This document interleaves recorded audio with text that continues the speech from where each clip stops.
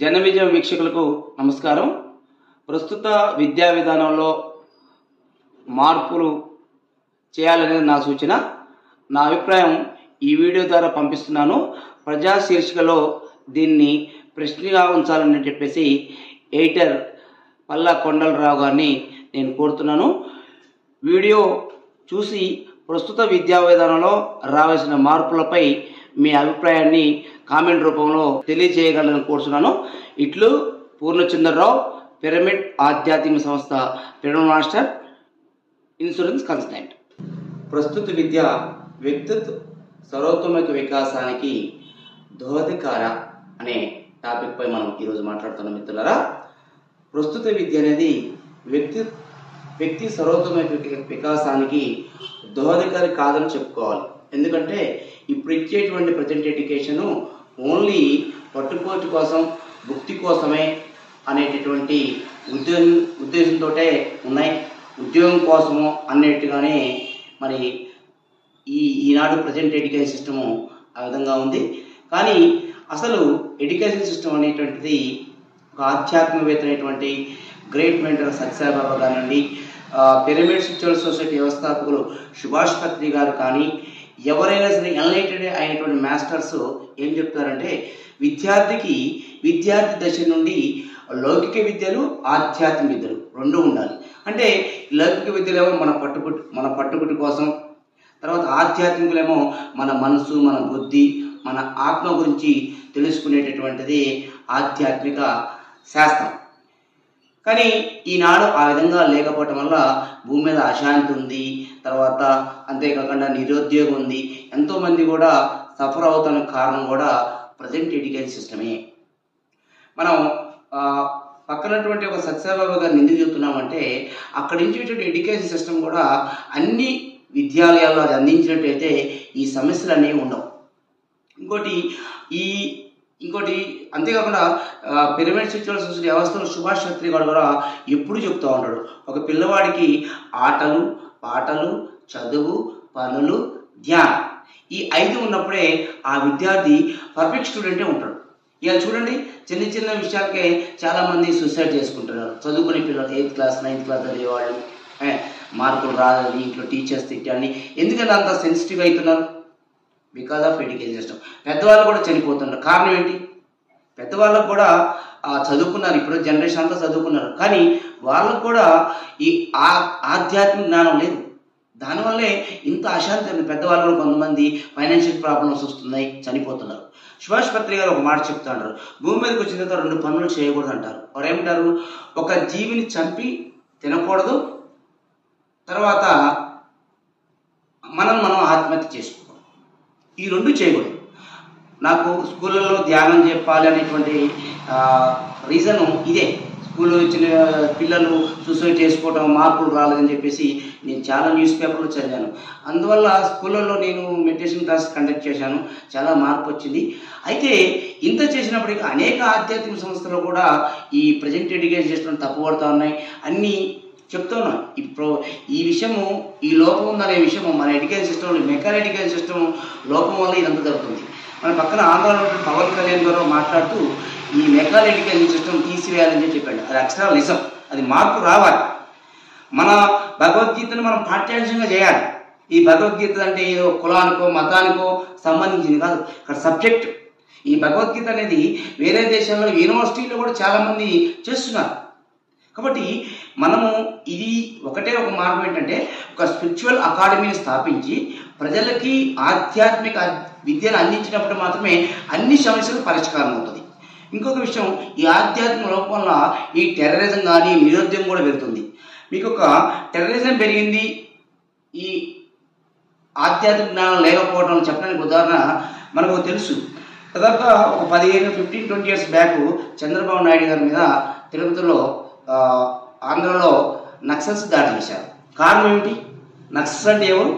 వాళ్ళు ఒకప్పుడు నిరుద్యోగులు, వాళ్ళ దగ్గర బతకడానికి సరైన ఉద్యోగం లేక సమాజం మీద తిరుగుబాటుతనంగా తయారైన వాళ్ళే నక్సల్స్.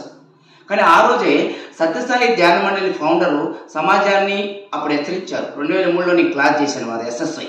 అప్పుడే చెప్పారు, ఆధ్యాత్మికతలు ఎప్పుడు కూడా శాస్త్రవేత్తలు ఎప్పుడు కూడా ముందు ఆలోచన ఎప్పుడు ఉంటుంది. ఆయన ఎప్పుడు చెప్పారు ఒక పుస్తకంలో, ఆధ్యాత్మిక ఒక విశ్లేషణ పుస్తకంలో సార్ చెప్పారు. వాళ్ళ బుక్ నేను చదివాను, ఎస్ఎస్సీ చేసినప్పుడు ఒక పుస్తకం నేను తీసుకొని చదివాను. దాంట్లో సార్ చెప్పారు, ఇది ఒక చంద్రబాబు నాయుడు గారి మీద దాడిగా చూడొద్దు, ఇది అనేక మంది మీద దాడి జరుగుతుంది.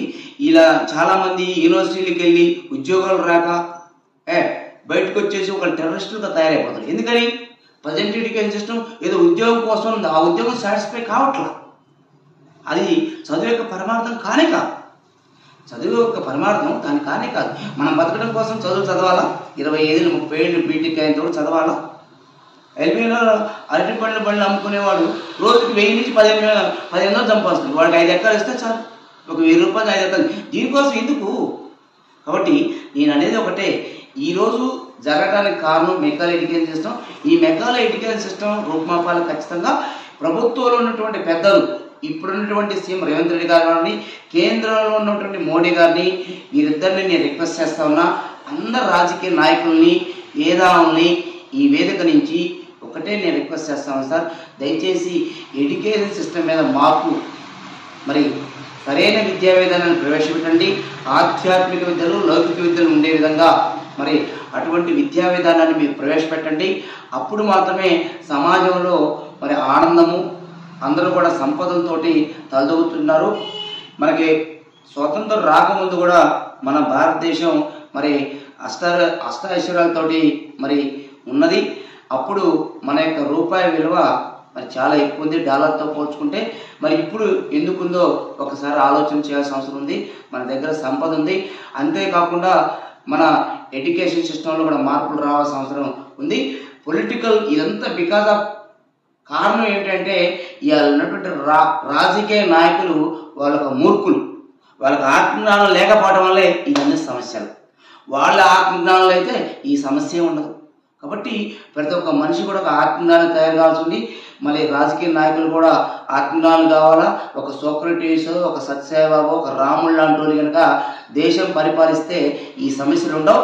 కాబట్టి రాముడు రాజ్యం, ఒక సత్యసాయి రాజ్యం రావాలా. అప్పుడు మాత్రమే ప్రజెంట్ ఎడ్యుకేషన్ సిస్టంలో మార్పులు వస్తాయి. మరి వాళ్ళు ఇప్పుడున్న రాజకీయ నాయకులకు వాళ్ళకి తెలియట్లా, ఎంత చెప్పినా ఆధ్యాత్మిక సంస్థలు అనేవి హెచ్చరిస్తా ఉన్నాం. పలుమార్లు కూడా మా పిరమిడ్ స్పిరిచువల్ సొసైటీ అనేటువంటిది రేవంత్ రెడ్డి గారి కూడా కలిసినాము. వారు కూడా మార్పులు చేస్తా అని చెప్పారు. కనీసం ఈ వీడియో విన్న తర్వాత అయినా ప్రభుత్వ పెద్దలు, అధికారుల నాయకులు, కేంద్రంలో ఉన్న బీజేపీ ప్రభుత్వం ఉన్నటువంటి పెద్దలు, మరి బీజేపీ అధ్యక్షులు రామచంద్రరావు గారు కూడా మరి దీని మీద దృష్టి సాధించి, మరి రఘునందన్ రావు గారు, తర్వాత కిషన్ రెడ్డి గారు, బీజేపీ రెడ్డి ముఖ్యంగా నేను రిక్వెస్ట్ చేస్తా ఉన్నా, దయచేసి ఇప్పుడున్నటువంటి ప్రజెంట్ ఎడ్యుకేషన్ సిస్టమ్ మార్పు మీద దృష్టి సాధించి అన్ని సమస్యలకి పరిష్కారం చూపాల్సిన అవసరం ఉంది.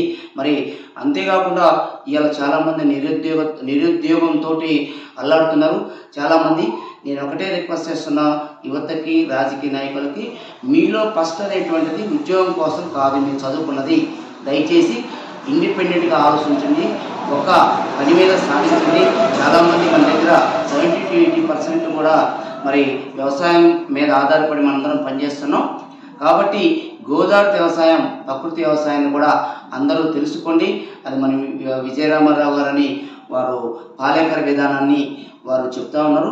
అందరూ కూడా దాన్ని అనుసరించి ప్రాక్టికల్గా నేర్చుకొని మరి మీకు ఉపాధిని కల్పించుకోండి. అంతేకాని చిన్న ఉద్యోగాల కోసం మాత్రం మీరు మాత్రం దయచేసి చదువుకోవద్దు. ఉద్యోగాలు అనేటువంటివి లేవని చెప్పుకోవాలి. ఇవాళ మీరు చదువుకున్న వాళ్ళకి ఒక 1 to 2% మాత్రం ఉద్యోగాలు ఉన్నాయి. మిగతా 98% అనే ఉద్యోగాలు లేవు. మన ఉద్యోగాలు ఇచ్చేటువంటి పరిస్థితి కాదు మన దేశం. కాబట్టి ఇప్పుడున్న కాలానికి అనుగుణంగా ఈ నూతన విధానాలు తీసుకురావాల్సి అవుతుంది. ప్రభుత్వం కూడా అగ్రికల్చర్ ప్రాధాన్యత ఇచ్చి మరి అగ్రికల్చర్ స్కూల్స్ కూడా తయారు చేసి ఉంటుంది. ఈ నూతన పద్ధతులు తయారు చేసేటువంటి అగ్రికల్చర్ సెంటర్ కూడా ఏర్పాటు చేయాలి. మరి ఈ ఎడ్యుకేషన్ సిస్టమ్ మీద మార్పులు తీసుకొచ్చినప్పుడు మాత్రమే ఇది సాధ్యమవుతుంది. కాబట్టి నేను అందరినీ రిక్వెస్ట్ అంటే విద్యార్థుల్ని, మేధావుల్ని, తల్లిదండ్రుల్ని, వీరందరూ కూడా ఈ ప్రజెంట్ ఎడ్యుకేషన్ సిస్టమ్ మార్పుపై దృష్టి సాధించాల్సిన అవసరం చెప్పేసి మీ అందరినీ రిక్వెస్ట్ చేస్తా ఉన్నా. మరి ఈ ఆధ్యాత్మిక సంస్థలైనటువంటి పిరమిడ్ ఆధ్యాత్మిక సంస్థ సుభాష్ పత్రి గారు ఎప్పుడో వారు చెప్పారు, ఈ మార్పులు ఎటువంటివి కావాలని చెప్పారు, సత్యసాయిబాబా గారు చెప్పారు.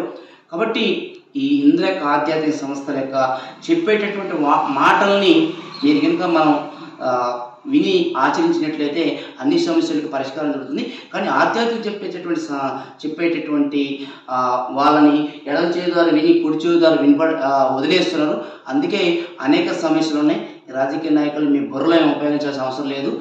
మా ఆధ్యాత్మిక సంస్థ చెప్పే గురువుల్ని మాటలు విని కాపీ పేస్ట్ చేసి అన్ని సమస్యలకి పరిష్కారం చూపవలసిందిగా కోరుచున్నా. Thank you.